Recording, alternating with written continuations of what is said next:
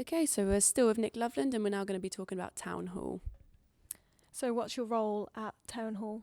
Well, as a charity, Be Music, we run both buildings. So my job straddles both buildings. So I look after all the operational teams in both buildings. Do you prefer Town Hall or Symphony Hall and why? I like them both the same in different ways, and they are completely contrasting, because whereas Symphony Hall is pretty modern and it's acoustically perfect and it's all whistles and bells and lovely, Town Hall is all about heritage and all about the history of Birmingham. You know, it's a beautiful building. It was built in 1834, classically designed, and it's equally lovely. So you would say Town Hall holds more heritage than Symphony Hall because it's been there longer? Inevitably, yeah. It's been around for, nearly 200 years. How is Town Hall preserving Birmingham's music heritage? Well, if you ask almost anybody in Birmingham, they will tell you that they've been to Town Hall to see some band or some artist, or they've performed there, or they've had a family member perform there. It's very much a city of the people of Birmingham. Everybody's got a story to tell. And we know that because when we took it on about 15 years ago, we sent out a sort of call to arms from the Birmingham public to send us their stories and their views on the hall, and there were so many people who could say that. So it's absolutely preserving the heritage. It is a key part of Birmingham's musical heritage.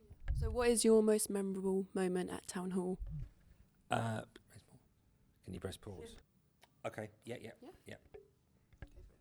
So one of the fascinating facts about Town Hall is in 1847, Charles Dickens, don't look at me like I was there, I'm not that old, right? But in 1847, Charles Dickens gave the first ever reading of A Christmas Carol. Yeah. Okay? And so that's obviously a very famous book. And we, for a few years, we actually had someone come on stage and do a reading of A Christmas Carol. Really? And it happens to be my favourite book.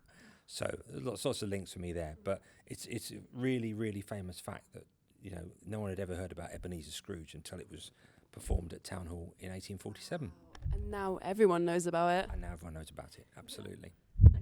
What would you say the most famous artists that have performed at Town Hall? Oh, there's been loads of people in the before we took it on in the 60s and the 70s. It was very much a go-to destination for all the main acts at the time. So David Bowie, Black Sabbath, Jimi Hendrix, all sorts of people from that era, they all performed there. Everybody who was anybody performed at Birmingham Town Hall. No, that's all. Okay, I think we're all finished then. Thank you so much for coming in. Thank you very much. Thank you. Bye-bye.